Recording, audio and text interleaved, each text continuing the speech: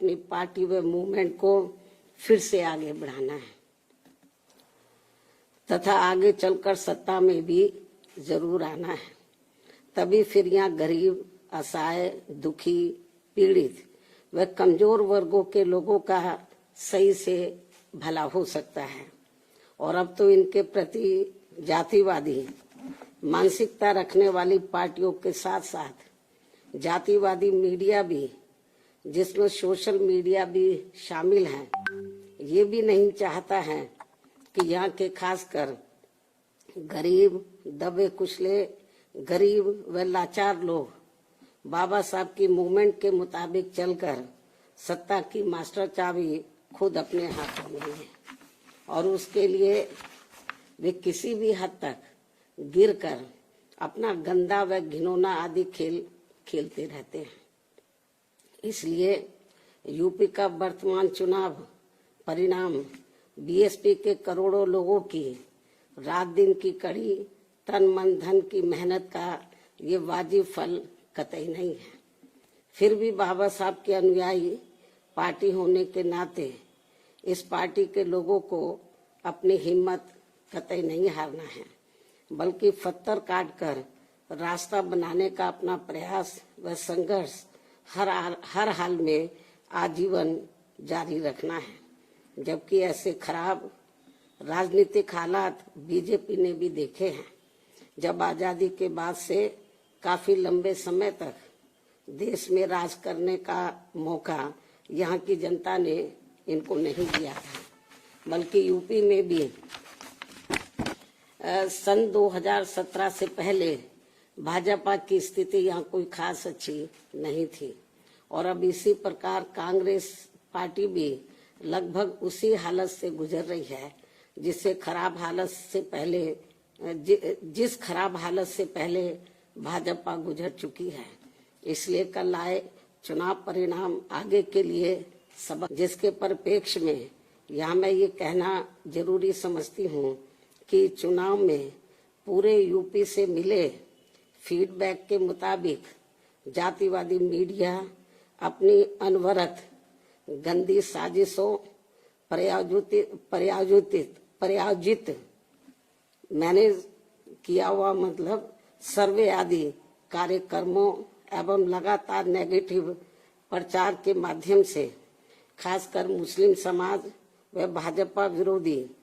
हिंदू समाज के लोगों को भी गुमराह करने में ये प्रचारित करके काफी हद तक सफल साबित हुआ है कि बीएसपी भाजपा की बी टीम है तथा ये पार्टी सपा के मुकाबले में कम मजबूती से चुनाव लड़ रही है। ये खूब इन्होंने प्रचार किया, जबकि सच्चाई इसके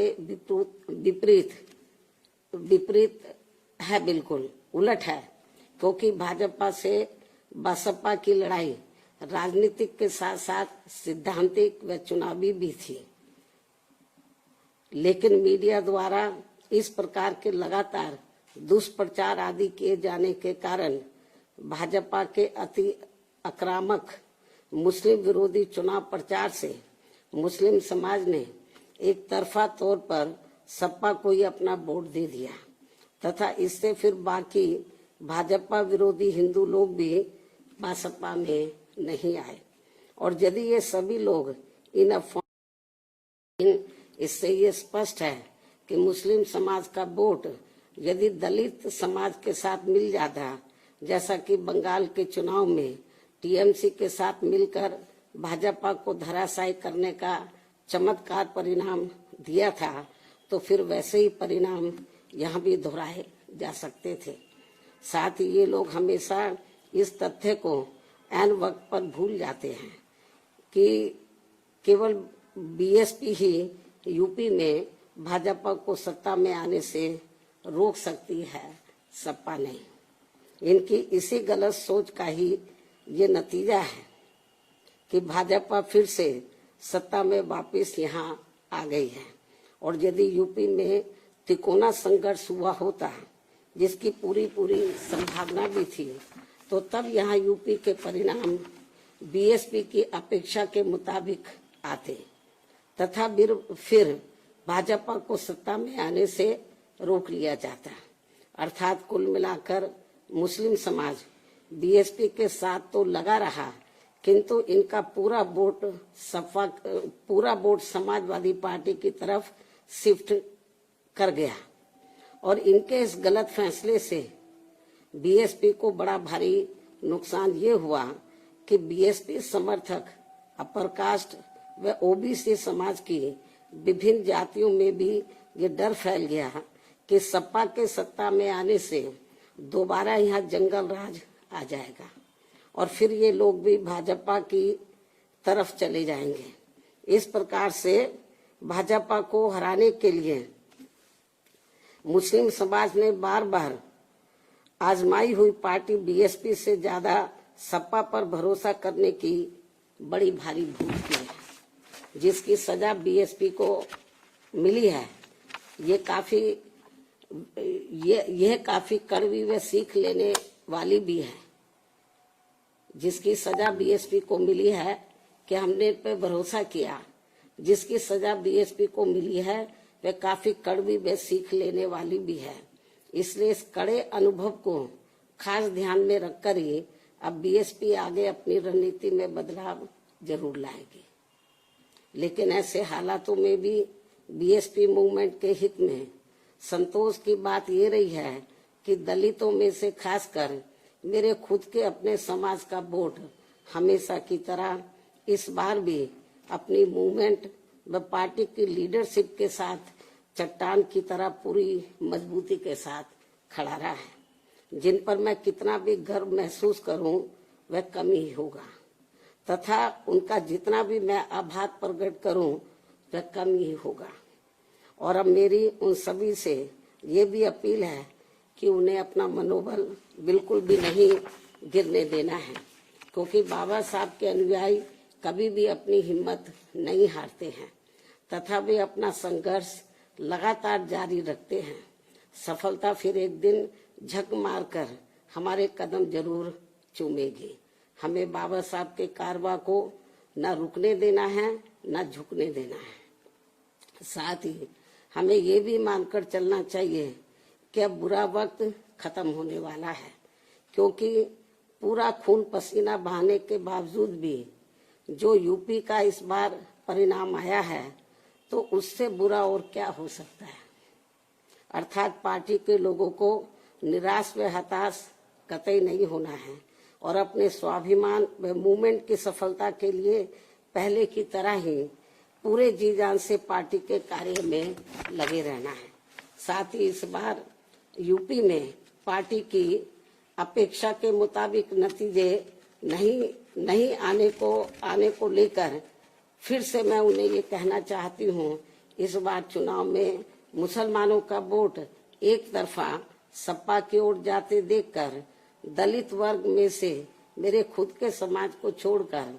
बाकी सभी हिंदू समाज ने सपा के रहे गुंडा, माफिया, आतंकी व भ्रष्ट राज को याद करके तथा ये सोचकर कि कई हिंदुओं का वोट बंटने से सपा सत्ता में वापस न आ जाए, इसके डर से इन्होंने बीजेपी की नीतियों व कार्यशैली से दुखी व परेशान होते हुए भी अपना एक तरफा वोट बीजेपी को अंदर ट्रांसफर कर दिया,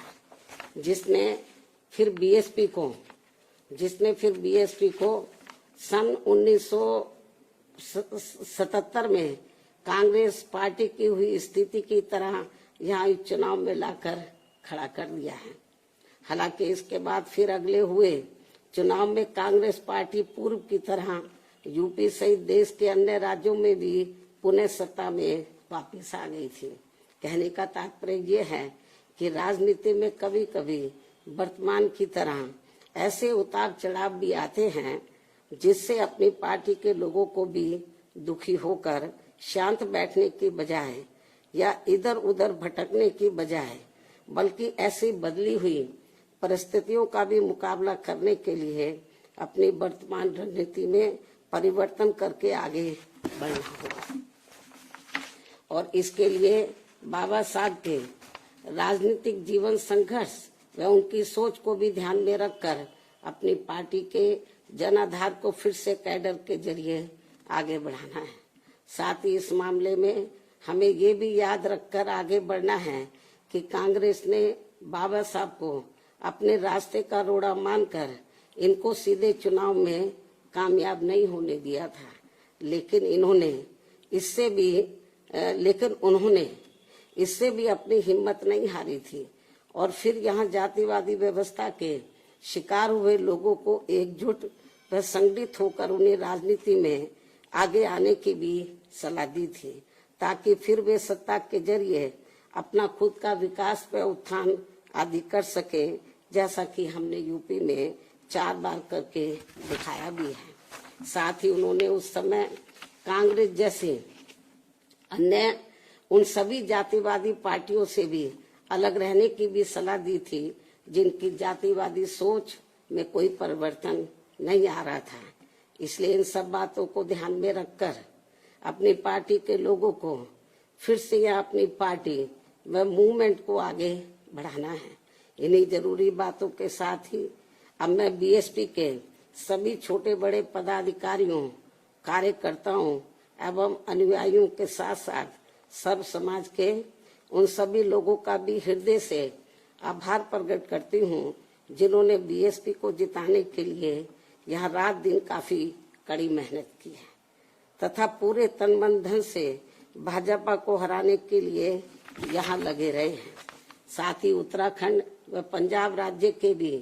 पार्टी के अपने सभी छोटे बड़े पदाधिकारियों, कार्यकर्ताओं एवं अनुयायियों का भी मैं पूरे तय दिल से आभार प्रकट करती हूँ, जिन्होंने वहाँ पार्टी को कामयाब बनाने के लिए अपनी पूरी कोशिश की है। हालांकि इन राज्यों में भी हमें उम्मीद के मुताबिक सही सफलता नहीं मिली है, जिसका पार्टी को काफी दुख व चिंता भी है। वहाँ भी हम लोग वर्तमान जो राजनीतिक हालात चल रहे हैं, तो उसको ध्यान में रखकर हम लोग आगे की रणनीति बनाकर अपनी पार्टी और मूवमेंट को आगे बढ़ाएंगे। और अब मैं इन्हीं जरूरी बातों के साथ ही अब मैं अपनी बात यही समाप्त करती हूँ। धन्यवाद। जय भीम व जय भारत।